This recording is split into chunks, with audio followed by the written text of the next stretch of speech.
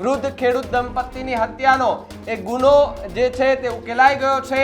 ચોરી કરવાના ઈરાદે આવેલા વ્યક્તિએ હત્યા કરી હોવાનું સામે આવ્યું છે। એ ગામના 3 અને મધ્યપ્રદેશનો એક વ્યક્તિ કે જે એમને ઝડપી પાડ્યા છે। એટલે ગુસ્સામાં અને આવેશમાં આવીને એ લોકોએ વારાફરતી આ દાદાના માથામાં સાથે સાથે આ જે દાદી છે કુંવરબેન એમના માથામાં કેશના ઘા કર્યા।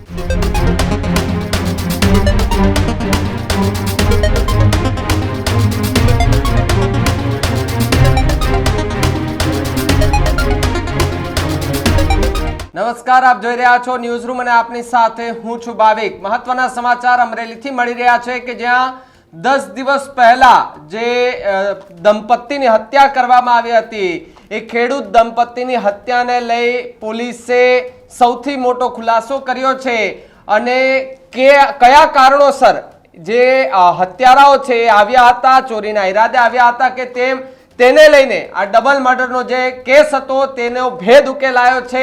10 દિવસ પહેલા આ ચકચારી ઘટના બની હતી। ઢુંડિયા પીપળિયા ગામે જે હત્યા થઈ હતી તેને લઈને ચકચાર મચી ગઈ હતી। વૃદ્ધ ખેડૂત દંપતીની હત્યાનો એક ગુનો જે છે તે ઉકેલાઈ ગયો છે। ચોરી કરવાના ઈરાદે આવેલા વ્યક્તિએ હત્યા કરી હોવાનું સામે આવ્યું છે। ચક્કુભાઈ રાખોલિયા અને કુંવરબેન રાખોલિયાની હત્યા કરવામાં આવી હતી। સાથે જ 2 લાખની રોકડ લઈ અને હત્યારાઓ ફરાર થયા હતા। ત્યારે એ ગામના 3 અને મધ્યપ્રદેશનો એક વ્યક્તિ કે જે એમને ઝડપી પાડ્યા છે। અમરેલી પોલીસે 50 થી વધુ ટીમો બનાવીને આ કામગીરી કરી હતી। જો કે આસપાસમાં ક્યાંય પણ સીસીટીવી ન હોવા છતાં પણ પોલીસે જે અલગ અલગ ટીમો બનાવી હતી એ ટીમોની મદદથી જે સર્વેલન્સ કરી લોકોની આસપાસ પૂછપરછ કરી હતી।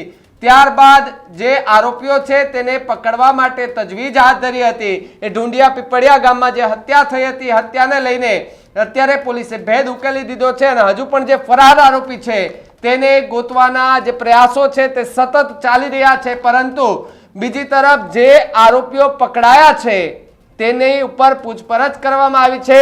કડક કાર્યવાહીના આદેશ પણ આપવામાં આવશે તે પ્રકારની વાત પણ સંભળાઈ રહી છે।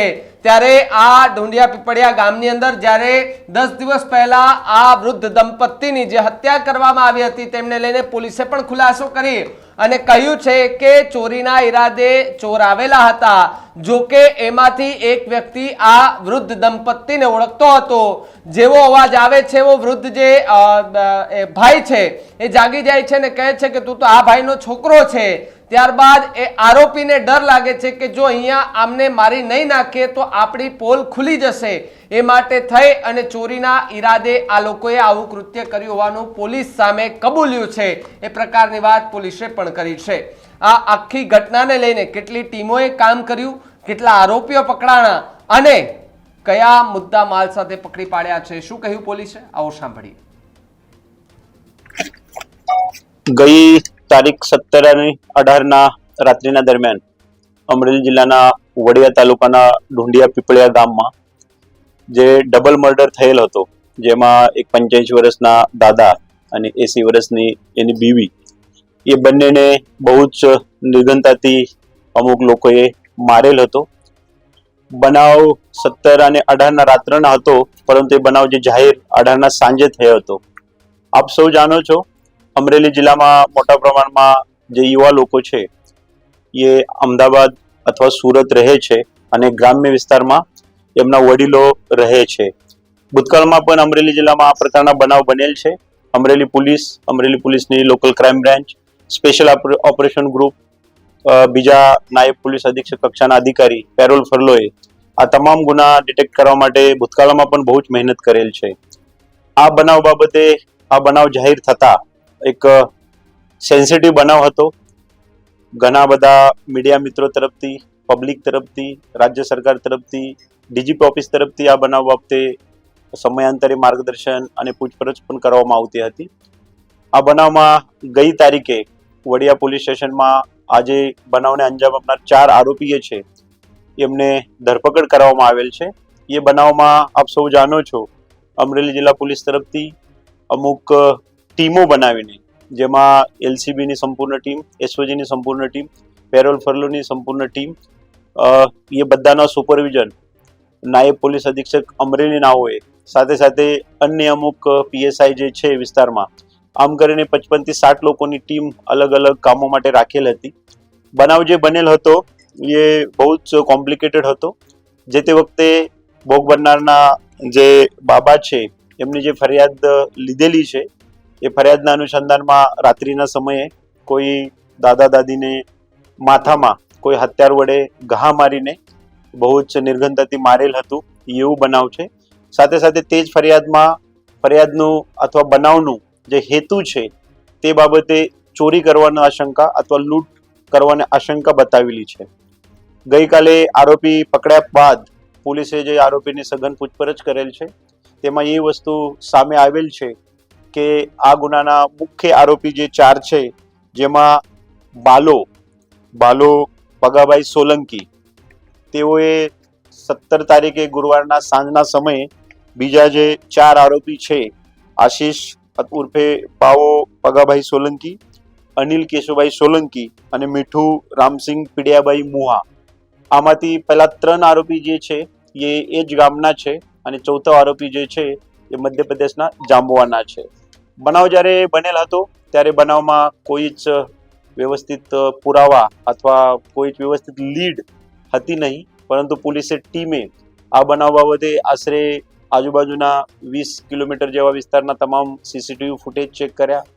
આ વિસ્તારમાં રહેતા લગભગ 300-350 જે બહારના મજૂરો છે એ મજૂરો અને એના વાડી માલકોની ચકાસણી કરી. આ બનાવના જે હથિયાર કોશથી માથામાં જે મારેલ છે તે બાબતે ત્યાંના એ ટ્રેક્ટરના પાછળ જે અવજાર આવે છે એની કોશ હોવાના લીધે વિસ્તારના લગભગ 150થી વધારે ટ્રેક્ટર એના માલિક પોલીસના અલગ અલગ ટીમો ચેક કર્યા. સાથે સાથે આ વિસ્તારના એમપી અથવા છોટાઉદેપુર, દાહોદ, ગોધરા જવા માટેના જે વાહન વ્યવસ્થા છે, ટ્રેવલ્સ છે, ઇકો ગાડી છે અથવા 2 વ્હીલર્સ નીકળતા હોય છે, તે માટે પણ પોલીસને અલગ અલગ ટીમો મહેનત કરી.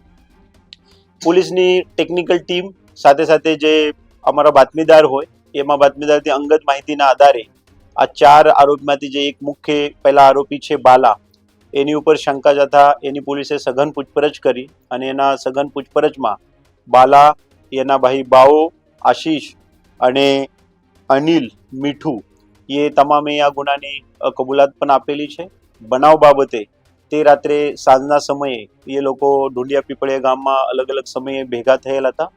ત્યારબાદ આ જે બાલા છે એ દાદાની વાડીમાં ભૂતકાળમાં અમુક સમય પહેલા દવા છાંટવા માટે ગયેલ હતો અને એની અમુક મજૂરી બાકી હતી અને એ લોકોને પછી બાલાના આગેવાની હેઠળ એવું નક્કી કર્યું કે આપણે આજે દાદા એકલા રહે છે, જે ભોગ બનનાર પરિવાર છે અને આરોપી છે એકબીજાને ઓળખે પણ છે. ત્યારબાદ એ લોકો એવું નક્કી કર્યું કે આપણે દાદાને ઘર આજે ચોરી કરીએ. બનાવ સ્થળની ઘણીવાર પોલીસે વિઝિટ કરેલ છે તો ઘેર જતા ડાબી બાજુથી જે દીવાર છે એ વાળ કૂદીને આ લોકો પહેલા બાલા અને ત્યારબાદ અન્ય 3 અંદર ગયા. ત્યાં જે ટ્રેક્ટરનો હથિયાર છે કોશ એ અંદર ત્યાં મળ્યો. એ કોશ લઈને એ દરવાજા તોડવાનો પ્રયાસ કરતા હતા ત્યારે એ જે દાદા છે એ દાદા જાગી ગયો અને ત્યાં ટ્યુબલાઇટની અજવાળો પણ છે. તે અજવાળોમાં આ જે બાલા છે એમને દાદા ઓળખી ગયો. તો એટલે એમને એવું પૂછ્યું કે ભાઈ તું તો પગાભાઈનો છોકરો છે ના, જેથી આરોપીને એવી બીક લાગી કે હવે આપણી નામ જે છે ગામમાં બધા જાહેર થશે અને આપણે બદનામી અને બીજા પ્રશ્નો ઉપસ્થિત થશે. એટલે ગુસ્સામાં અને આવેશમાં આવીને એ લોકોએ વારાફરતી આ દાદાના માથામાં, સાથે સાથે આ જે દાદી છે કુંવરબેન, એમના માથામાં કેશના ઘા કર્યા. પછી એ લોકો ઘરમાં અંદર ગયા. અંદર કબડ અને અન્ય જગ્યાએ એ લોકોએ ચકાસણી કરી, પરંતુ અત્યાર સુધીના તપાસમાં ત્યાંથી કોઈ કિંમતી માલ સામાન ગયેલ છે તેવું સામે આવેલ નથી. પરંતુ ત્યાં એક શેગડી હતી, એ શેગડી એ લોકો લઈ ગયા હતા અને એ આરોપીના કબજામાં શેગડી મળી આવેલ છે. ત્યારબાદ એ લોકો ત્યાંથી વાળ કૂદીને બહાર પડીને પાછળના ભાગે જ્યાં ત્યાં અમે કેશ પહેલા દિવસે કબજે કરી હતી ત્યાં કેશ મૂકેલી છે અને ત્યારબાદ એ લોકો નક્કી કરીને અલગ અલગ વિસ્તારમાં ત્યાંથી પોલીસથી અને ડિટેક્શનથી છુપાવવા માટે દૂર દૂર ભાગી ગયેલ હતા. પોલીસને આ બનાવ બાબતે ટેકનિકલ અને અન્ય રીતે માહિતી મળતા આ આરોપીને અલગ અલગ સમયે પૂછપરછ પણ કરેલ છે